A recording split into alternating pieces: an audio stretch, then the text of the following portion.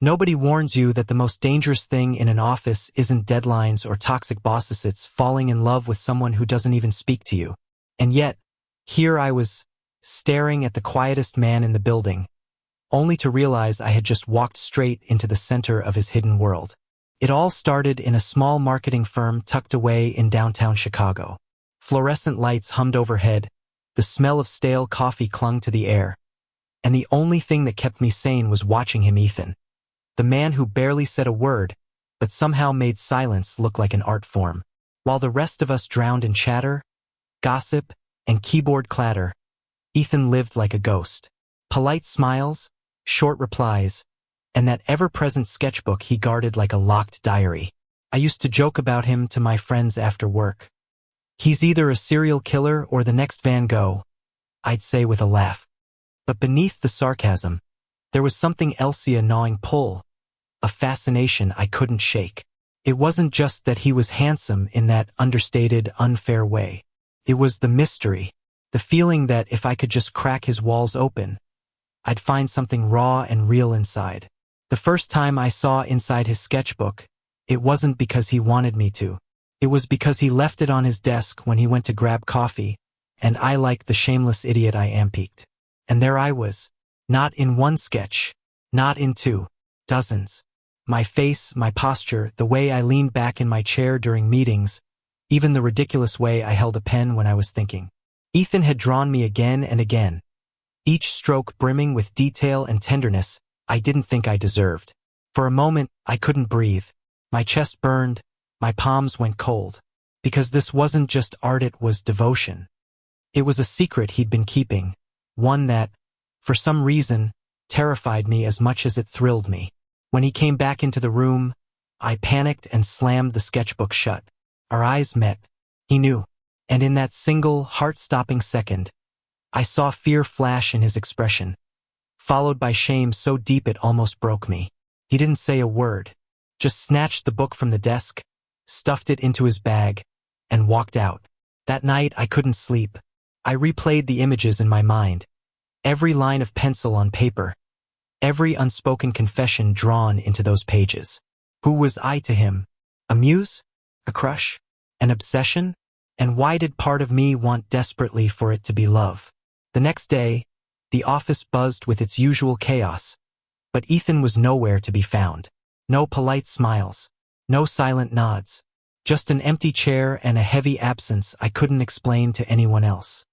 By lunch, I found myself standing outside his apartment building, gripping a takeout bag like an idiot, praying he'd answer the door. When he finally opened it, his hair was messy, his eyes rimmed red, like he hadn't slept. For a second, I thought he'd slam the door in my face. Instead, he just whispered, "Why are you here?" I should have said something clever, something safe, but what came out was raw, unfiltered. "Because you made me feel seen in a way I didn't know I wanted." He blinked. His lips parted like he wanted to speak, but no words came. The silence stretched until I thought I'd suffocate. And then, so quietly I almost missed it, he said, "You weren't supposed to find out." Inside his apartment, the walls told the story his mouth wouldn't.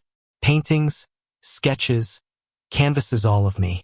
Not just the polished version, but the tired, messy, unguarded parts. The way I laughed too hard at bad jokes. The slump in my shoulders when I thought no one was looking. He had captured me, piece by piece, as though I was the only subject worth knowing. My heart ached, but not from fear, from something else, something softer, heavier, because no one had ever cared enough to see me like that before. "I don't understand," I whispered. "Why me?" Ethan's voice cracked when he finally answered. "Because you're the only thing in this world that makes me want to speak." The words landed in my chest like an earthquake, shaking something loose I didn't know was trapped. I stepped closer, close enough to smell the faint paint on his clothes, close enough to hear the uneven rhythm of his breath. And for the first time, I reached out, not in a grand gesture, not in some cinematic sweep. Just a touch-me hand brushing against his, a silent promise that I wasn't running.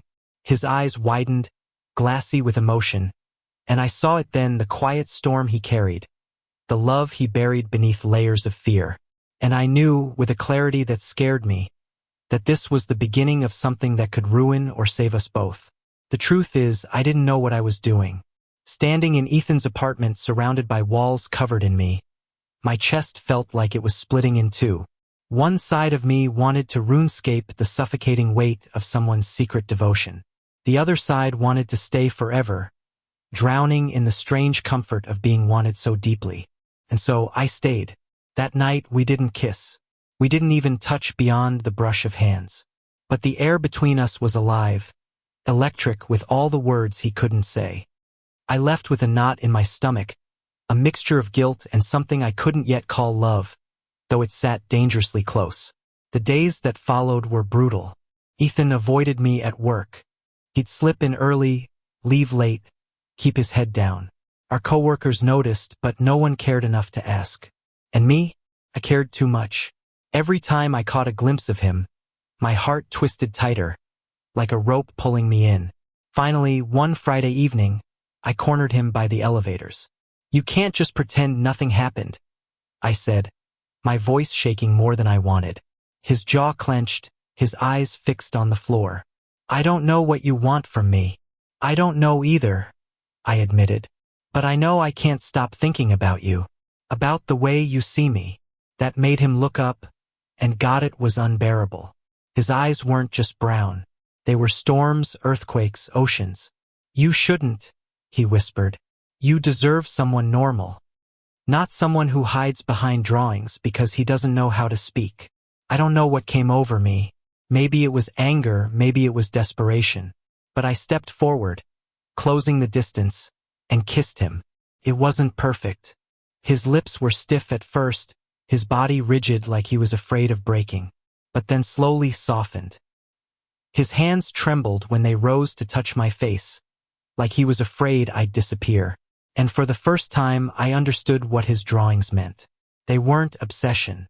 They were love letters in a language only he could speak. We pulled away breathless. The elevator dinged behind us, doors opening and closing, but neither of us moved. "Tell me to stop," I said. He didn't. But loving Ethan wasn't easy. The closer I got, the more I realized how much he struggled to let anyone in. His silence wasn't just shyness, it was armor. He had been ridiculed in college, mocked for being too quiet, too strange, too different. He'd stopped trying to explain himself to the world, retreating into lines and colors where no one could touch him. Some nights he'd stay up painting until dawn, pouring himself into canvases he'd never show. Other nights he'd lie awake, staring at the ceiling, convinced I'd eventually leave once I saw how broken he was. I couldn't. One night, when the city outside his window pulsed with neon and car horns, I told him the truth. "You think you're hard to love, Ethan, but you're not. You're just scared. And I'm scared too. But maybe we can be scared together." His eyes shone with unshed tears. He didn't reply with words. He kissed me like a man desperate to believe. Months passed. We found a rhythm, messy but ours. We'd share quiet breakfasts before work, him sketching at the table while I skimmed emails on my phone. At the office, we stayed professional, though every glance carried secret weight. And at night, in his apartment, we learned how to navigate the fragile terrain of two hearts trying to heal. But the real turning point came when he finally let me into his studio. It was late autumn, the Chicago wind biting outside. He unlocked the door hesitantly, as though afraid of what I'd think. The room smelled of turpentine and charcoal, the walls lined with canvases stacked like unsent letters. And there, in the center, was a painting that stopped me cold. It wasn't just me. It was us. Me leaning over his desk at work, teasing him about something. His eyes lifted to mine with the softest, most vulnerable smile. It was love made visible, undeniable. I turned to him, my throat tight. "Why didn't you show me this?" "Because it's the scariest thing I've ever made," he said simply. So I kissed him again, slower this time, my heart steady. "Then let's be scared together. Love doesn't fix everything." There were still days Ethan shut down, retreating into silence. There were still nights I wondered if I was enough for the kind of love he carried in his art. But we stayed. We chose each other again and again, even when it was messy, even when it hurt. The first time he ever introduced me as his boyfriend, we were at a company holiday party. He slipped his hand into mine, so subtle no one else noticed, and whispered, "You're the only masterpiece I ever needed."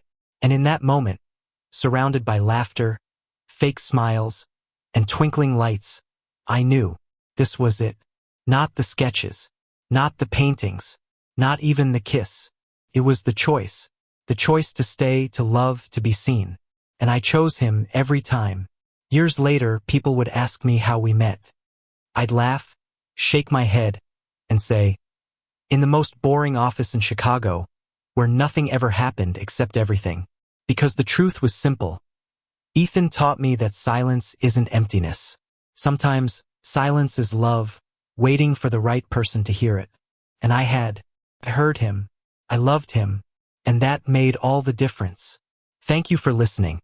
Don't forget to like and subscribe to stay updated with the latest videos.